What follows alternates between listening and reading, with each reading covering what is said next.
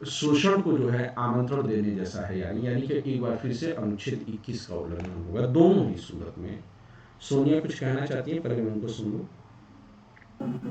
Hello sir and everyone.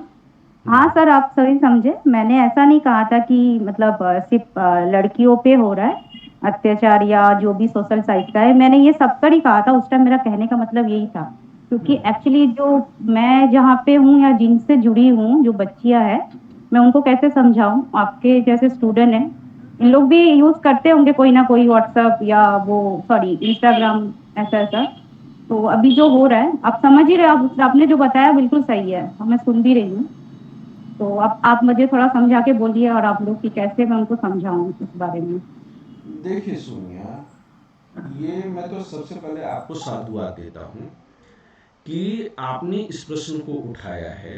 और ये प्रश्न का जवाब जो है थोड़ा ज़्यादा गंभीर और सजग होकर के मुझे इसलिए देना चाहिए क्योंकि ये प्रश्न जो है यूपीएससी में आंसर लिखने के लिए नहीं देना है, बल्कि वस्तुतः लोगों को बचाने के लिए देना है। तो मैं इसमें बाकी किसी को इन्वॉल्व नहीं करूँगा, बल्कि जो मेरी अपनी ओपिनियन है वो मैं आप तक पहुँचाने की कोशिश करूँगा। अगर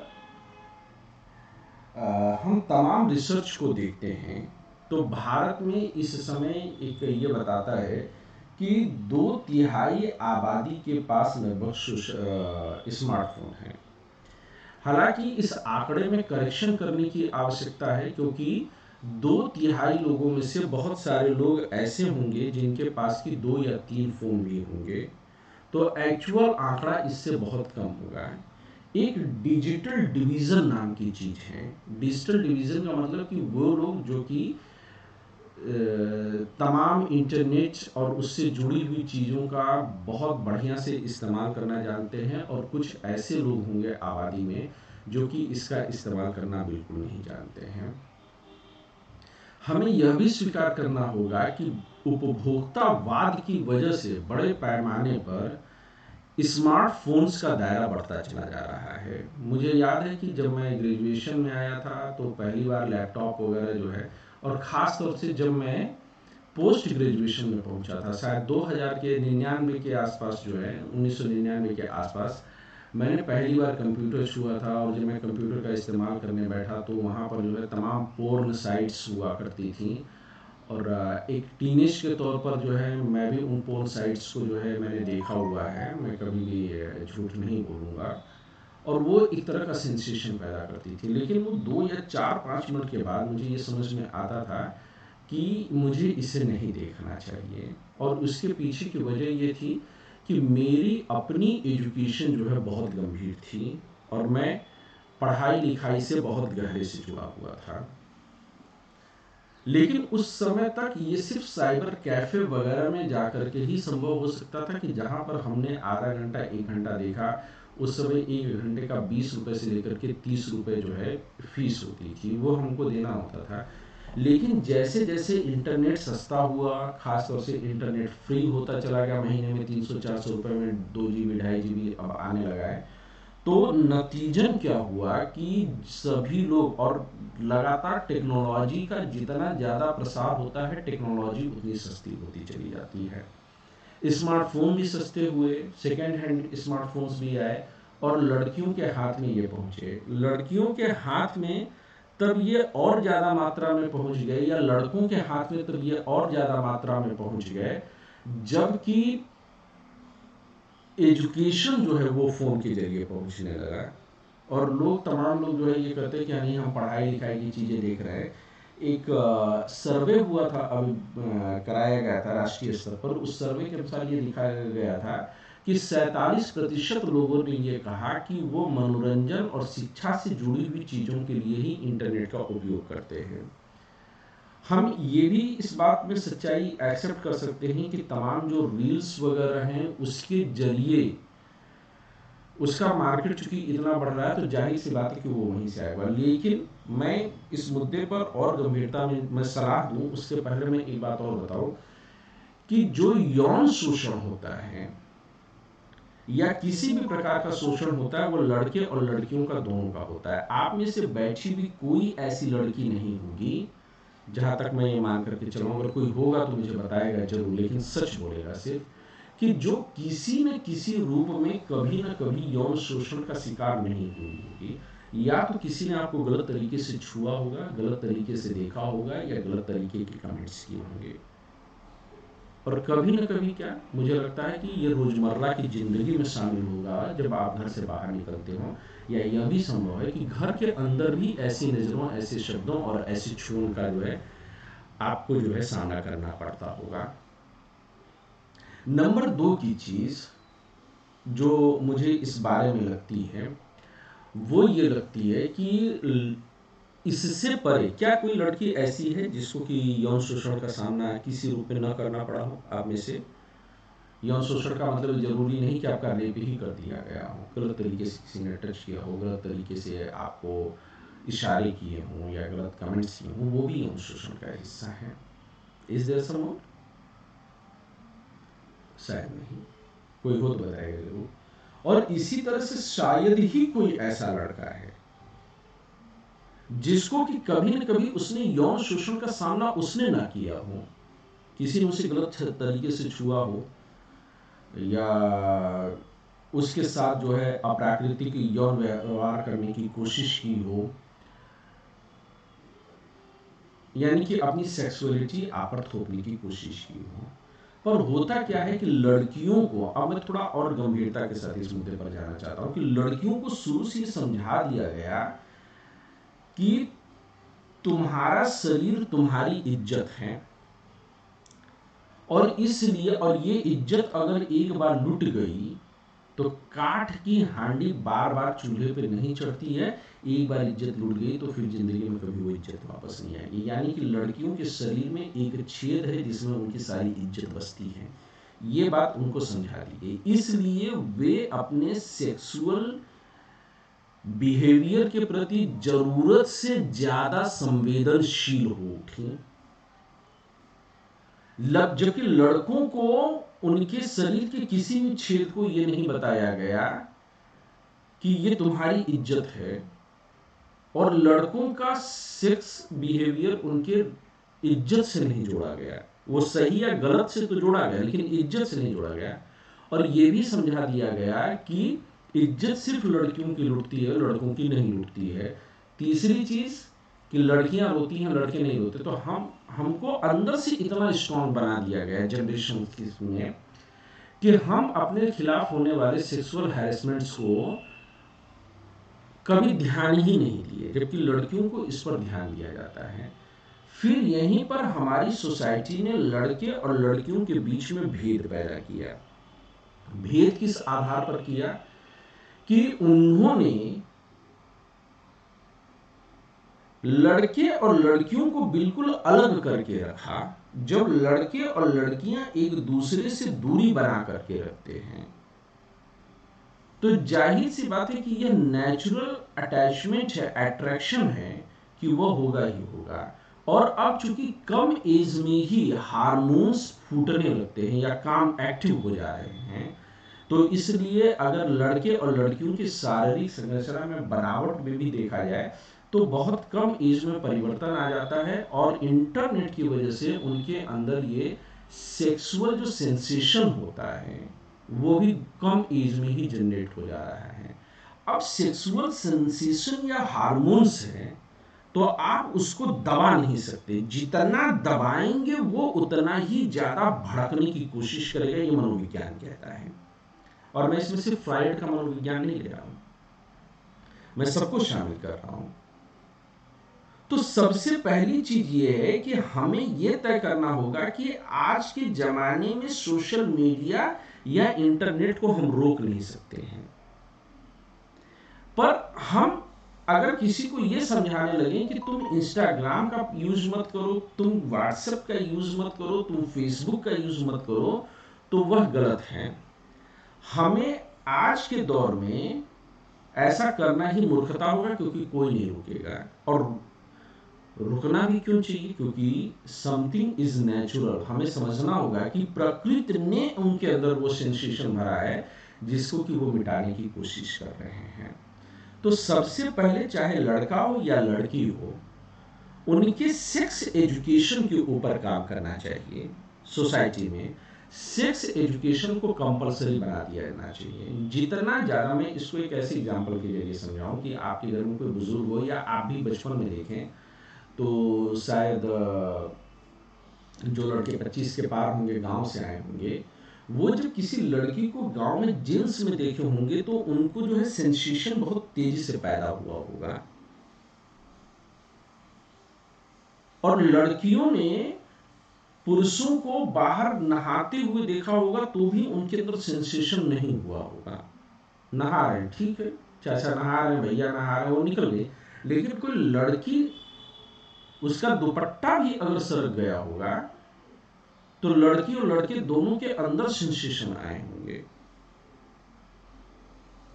लेकिन धीरे धीरे जब आप बड़े हुए, पहनावे में अंतर आए, तो अब मुझे नहीं लगता कि आपके सामने कोई लड़की मिनी स्कर्ट भी पहन करके गुजर रही है, या फिल्मों में जो है कोई एक्ट्रेस जो है वो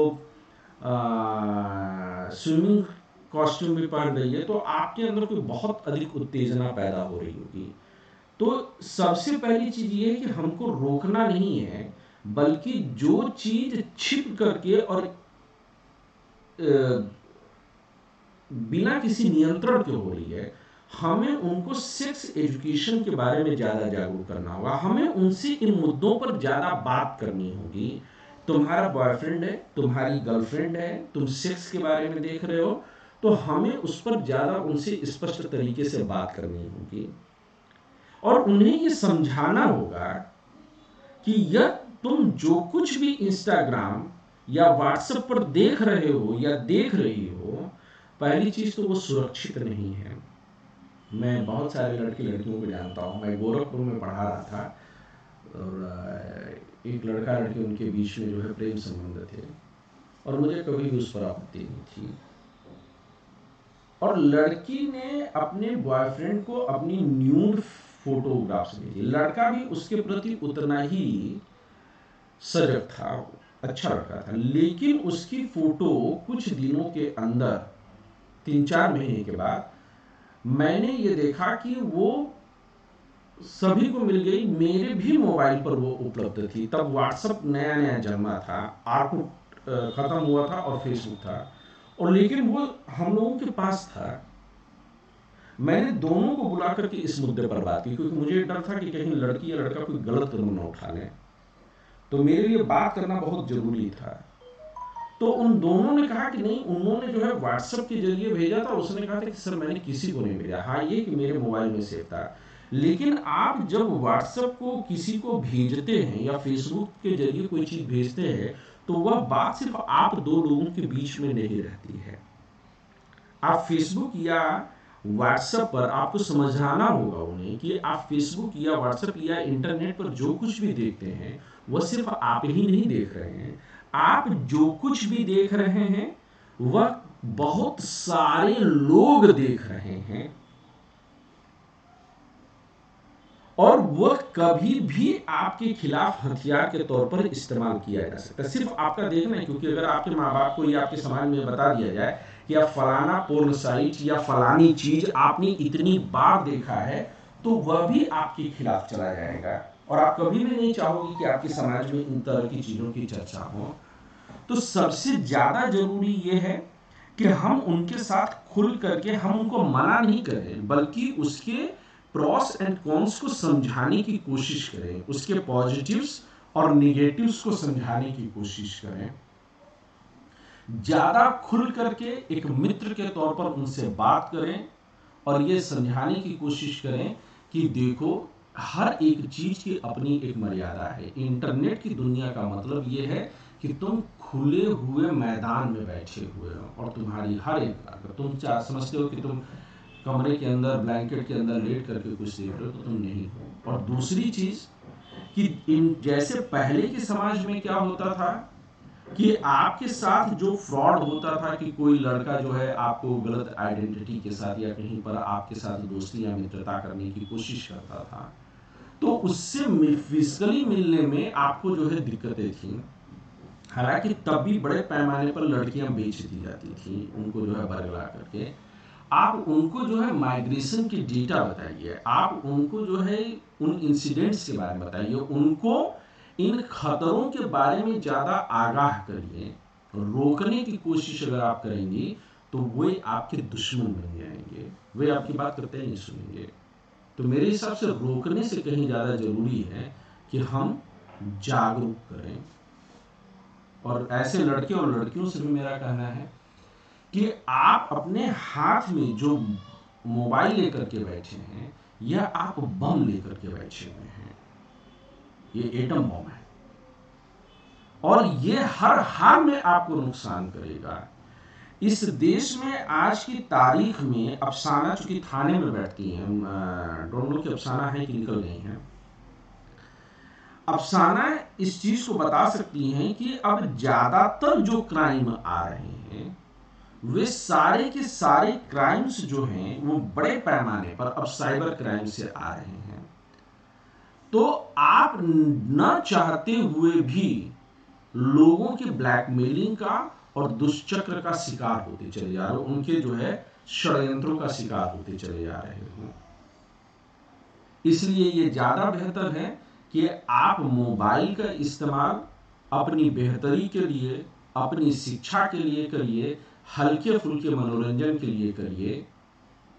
सेक्स एक ऐसी प्राकृतिक घटना है, लोगों से, या सेक्स का मतलब जो है सिर्फ इंटरकोर्स से मेरा नहीं है, सेक्स का मतलब अपोजिट जेंडर के साथ मिलना या फिर अपने आप को उस तरह से अभिव्यक्त करना या अपनी सेक्सुअलिटी को एक्सपोज करना। यह एक इस तरह की घटना है जो कि एक समय विशेष पर आपके साथ खुद ब खुद होनी ही होनी है, और इसको जितना नियंत्रित करके आप करेंगे इसका आप उतना अधिक आनंद लेंगे, और जितना अधिक इसको आप बहने देंगे। जैसे कि आपको लड्डू खाना है, लड्डू आपको अच्छा लगता है, तो लड्डू आप रोज अगर खाएंगे, दिन भर में 10 बार खाएंगे, तो बहुत जल्दी ही लड्डू का स्वाद आप खो देंगे। तो बहुत कम एज में आप उन सुखों को खो देंगे जो कि जिंदगी भर आपको मिलनी चाहिए।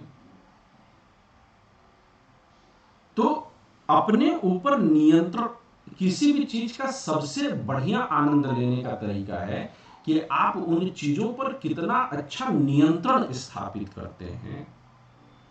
मैं किसी भी चीज से मना किसी को नहीं कर रहा हूं, पर मैं नियंत्रण की बात कर रहा हूं। जितना बढ़िया नियंत्रण करेंगे उसका आनंद उतना अधिक आएगा। इंस्टाग्राम, फेसबुक में भी आपको तभी सबसे अधिक आनंद आएगा जब आप एक निर्धारित समय में ही उसका प्रयोग करें और अपनी समझदारी के साथ उसका प्रयोग करें।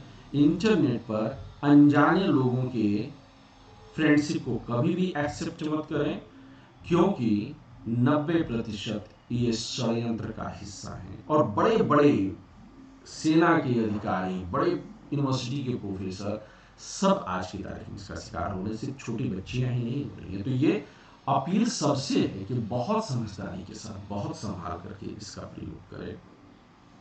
Is that okay Sonia? Yes sir, thank you so much sir, मैं समझ गई और मैं ऐसे ही समझाऊंगी। बस मेरा कहना यही था कि सर, उस दिन जिस टॉपिक पे बात हो रहा था, मेरा समझाना, उनको कैद करना नहीं है, उन्हें बस समझाना है, क्योंकि वो छोटे हैं।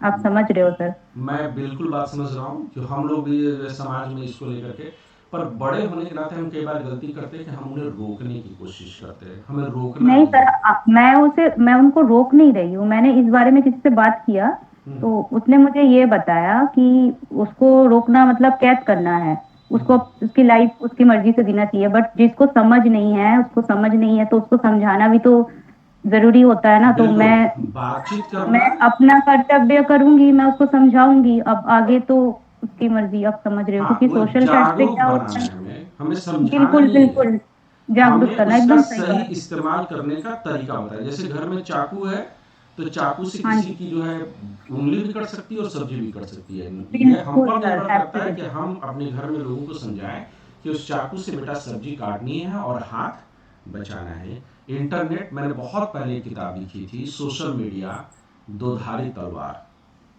और उसमें मैंने इस बात का जिक्र किया हुआ था। ये आज से 12 साल पहले लिखी हुई किताब है, जब सोशल मीडिया, तब आर्कुट का जमाना होता था। तो मुझे उम्मीद है, और कभी भी ऐसे जगहों पर अगर आपको लगता है कि वीडियो कॉन्फ्रेंसिंग के ज़रिए या ऑडियो कॉन्फ्रेंसिंग के ज़रिए मैं बात कर सकता हूँ, या कभी 2-4 महीने पर लगता है कि मुझे वहाँ आकर के बात करनी चाहिए, तो मुझे खुशी होगी। ओके सर, थैंक यू, मैं बताती हूँ इस बारे में सर। जी। और थैंक यू सर, मैं बहुत टेंशन फ्री हुई क्योंकि मुझे समझ नहीं आ रहा था उनको कैसे समझाना है, तो इसलिए मैंने आपको ये शेयर किया बात को। अब मुझे भी समझ आया, मैं इस बारे में बताती हूँ मेरे तरीके से। ठीक है सर। बेशक बेशक, और कभी भी मेरी ज़रूरत हो ऐसे मुद्दों पर